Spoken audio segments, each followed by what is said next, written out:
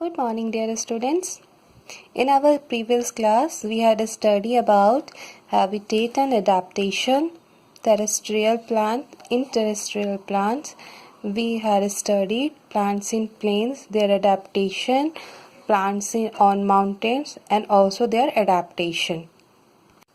And today we will study about plants in desert, their adaptation, plants in coastal areas, also their adaptation, and plants in swamps and their adaptation. So let's start. Desert receive very little rainfall, thus they are dry. Plants that need very little water to grow are found in desert. Cactus and acacia are example of plants that grow in desert. Desert जो है वो क्या है, बहुत ही little, वहाँ पर जो बरसात है वो काफ़ी कम होता है, इसलिए वो क्या है, वो थोड़े ड्राई होते हैं. वैसे प्लांट्स जिनको ग्रो करने में बहुत ही कम मात्रा में पानी की ज़रूरत होती है, वो सब ज़्यादातर डिज़र्ट में पाए जाते हैं. जैसे कैक्टस और एकेसिया जो हैं वो डिज़र्ट प्लांट्स के एग्जाम्पल हैं. Now the adaptation of desert plants. Desert plants have very few or no leaves.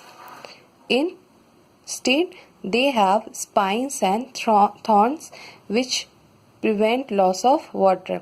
Desert plant में जो कि उनके lips नहीं होते, इसके बदले में उनमें क्या होते हैं, spines होते हैं और thorns होते हैं जो कि कम मात्रा में विच प्रिवेंट लॉस, जो कि क्या कहते हैं, पानी का बहुत ही कम उपयोग जिसमें होता है, पानी का कोई यूज़ नहीं होता है उसमें, वो इसलिए जो इसमें थॉर्न्स होते हैं और स्पाइंस होते हैं.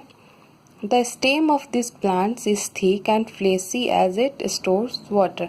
इनका जो स्टेम है वो काफ़ी फ्लेसी होता है और मोटा होता है. क्यों? क्योंकि इनके स्टेम में जो है वो जो भी थोड़ा बहुत वाटर है उसको वो स्टोर करके रखते हैं. Plants such as cactus have green stem and contain chlorophyll. This stem carry out photosynthesis. Plants जो हैं जैसे कैक्टस के, इनका जो है वो स्टेम जो होता है वो क्या होता है, ग्रीन कलर का होता है. क्यों? क्योंकि इसमें क्लोरोफिल मौजूद होते हैं और वो क्या this stem carry out photosynthesis. ये स्टेम जो है वो फोटोसिंथेसिस को भी कैरी आउट मतलब देता है. Now plants in coastal areas. Coastal areas or areas along the sea coast have harsh condition like rocky and sandy areas with saline soil, strong and salt-laden winds generally blow there.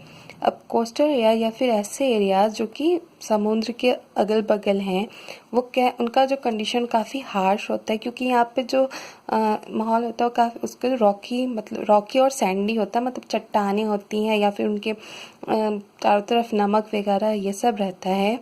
Areas with saline soil, strong and salt laden wind.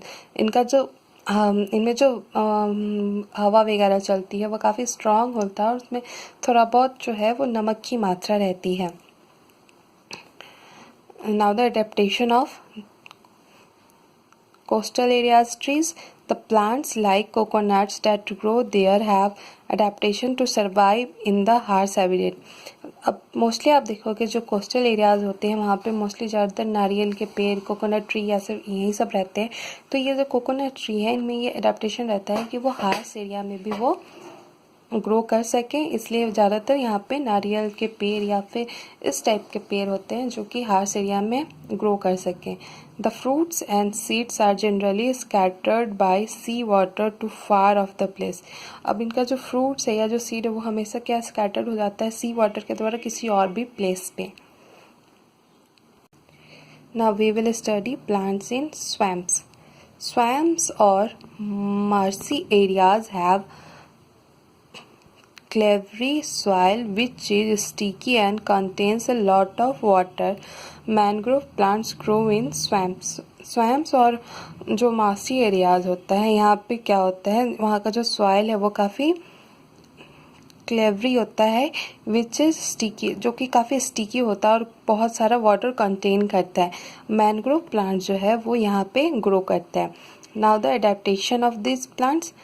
Air can not reach the roots of the plants growing in marshy areas.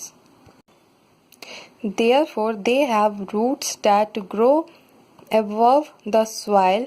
These roots are called breathing roots.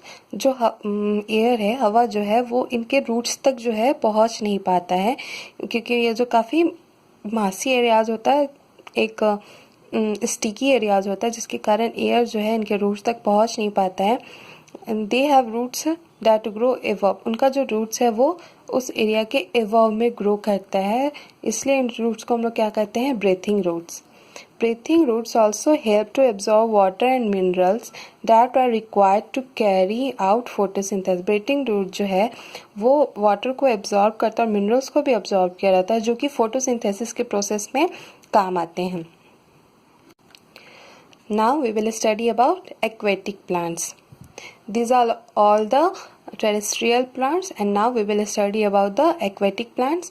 Plants that grow in the water are called aquatic plants. These are of three types: floating plants, fixed plants and underwater plants. Plants जो कि water में grow करते हैं उन्हें हम aquatic plants कहते हैं.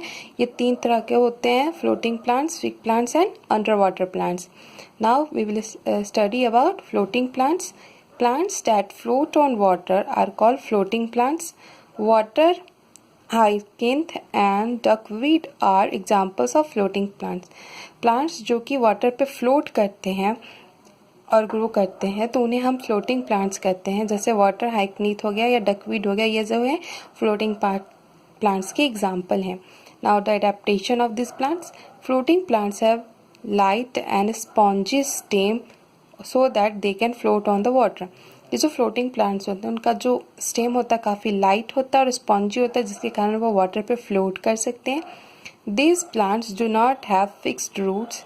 There roots hang loosely in water. इनका जो है